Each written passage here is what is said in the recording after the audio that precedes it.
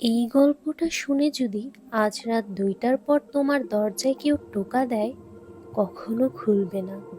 কারণ এই গল্পটা শুধু গল্প না, ঢাকার এক বাড়িতে ঠিক এই ঘটনাটাই ঘটেছিল।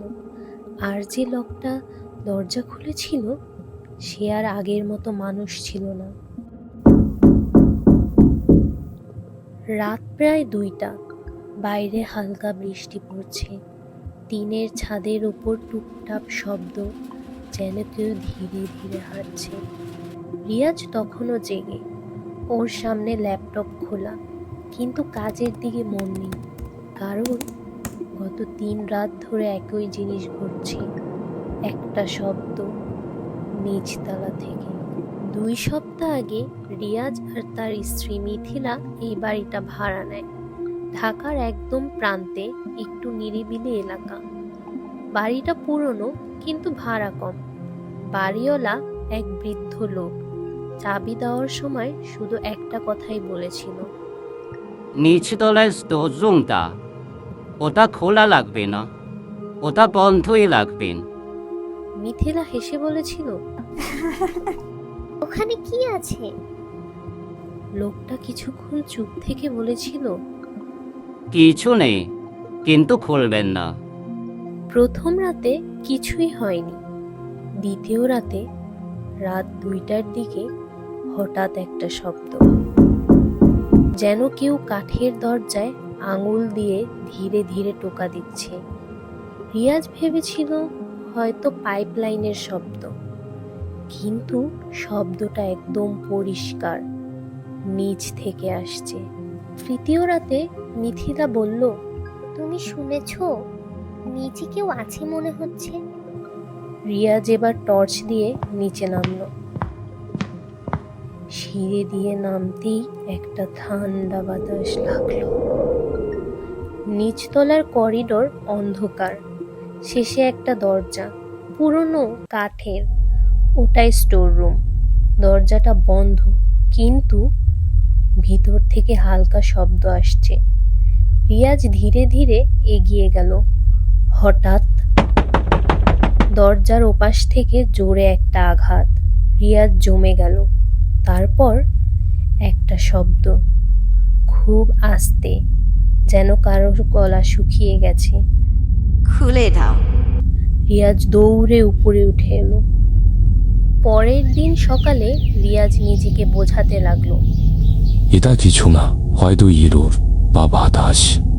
কিন্তু মিথিলা বলল, তুমি কি শুনেছো? কেউ কথা বলছিল।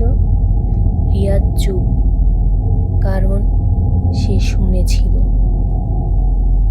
রিয়াজ বাড়িওয়ালাকে ফোন করলো। চাচা, নিচের ঘরে শব্দ হয়েছে। ওপাশে কিছুক্ষণ নীরবতা।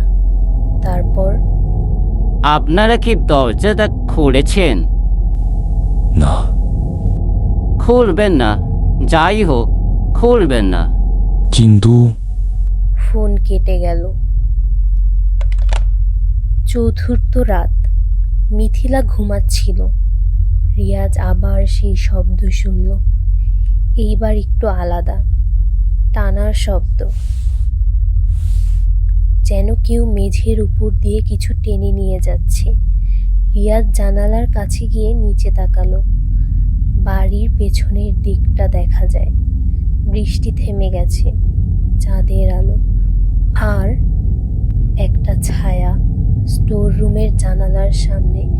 কিন্তু ওই ঘরের তো জানালা নেই, তাহলে ছায়াটা কোথা থেকে এলো? পঞ্চম রাত, রাত ৩টা, হঠাৎ নিচ থেকে দরজা খোলার শব্দ। রিয়াজের বুক ধড়ফড় করতে লাগলো। সে ধীরে ধীরে দরজা খুলে বাইরে তাকালো। সিঁড়ির নিচে অন্ধকার, কিন্তু একটা জিনিস স্পষ্ট, দরজাটা আর বন্ধ নেই। এবার রিয়াজ নিচে নামলো। প্রতিটা ধাপ যেন ভারী হয়ে গেছে। নিচে পৌঁছে দেখে স্টোর রুমের দরজা আধ খোলা। ভিতর থেকে ঠান্ডা বাতাস বের হচ্ছে, যা কিছু। রিয়াজ দরজাটা ঠেলে খুলল। টর্চের আলো ভিতরে ফেলতেই পুরো ঘর ফাঁকা, কোনো আসবাব নেই, শুধু মেঝেতে একটা দাগ, যেন কেউ বছরের পর বছর ধরে এই জায়গায় বসে থেকেছে। আর দেয়ালে নখের দাগ, অনেকগুলো, উপর থেকে নিচ পর্যন্ত। হঠাৎ পেছন থেকে দরজা বন্ধ হয়ে গেল। রিয়াজ ঘুরে দাঁড়ালো, দরজা বন্ধ, টর্চের আলো কাঁপছে। তারপর তার পিছনে একটা শব্দ, শ্বাস নেওয়ার শব্দ, ধীরে, ভারী। রিয়াজ ধীরে ধীরে ঘুরলো, আর যা দেখলো, ওটা মানুষ না, ওটার চামড়া নেই ঠিক মতো, চোখ দুটো ফাঁকা, কিন্তু মুখে একটা অদ্ভুত হাসি। ওটা ফিস ফিস করে বলল, এতদিন পর কেউ দরজা খুলল। পরদিন সকালে পুলিশ আসে, কিন্তু তারা কিছুই পায় না। ঘরটা একদম পরিষ্কার, কোনো দাগ নেই, কিছুই না। বাড়িওয়ালাকে খুঁজে পাওয়া যাচ্ছে না, লোকটা উধাও। এক প্রতিবেশী পরে বলে, এই বাড়িতে আগে একটা পরিবার থাকতো, তাদের একটা ছেলে ছিল। ছেলেটা নাকি অদ্ভুত আচরণ করত। একদিন সে নিজের মাকে ওই স্টোর রুমে বন্ধ করে দেয়, আর 3 দিন পর দরজা খোলা হয়, কিন্তু ভিতরে কিছুই ছিল না, শুধু দেয়ালে নখের দাগ। মিথিলা এখনো বলে, সেই রাতে রিয়াজ ঘরে ফিরে এসেছিল, কিন্তু ওটা রিয়াজ ছিল না, কারণ রিয়াজ কখনো হাসতো না এভাবে। আর এখন প্রতিদিন রাত 2টায় উপরে শোনা যায় ঠক ঠক ঠক, যেন কেউ নিচে নয়, এবার উপরের ঘর থেকেই বলছে, খুলে দাও।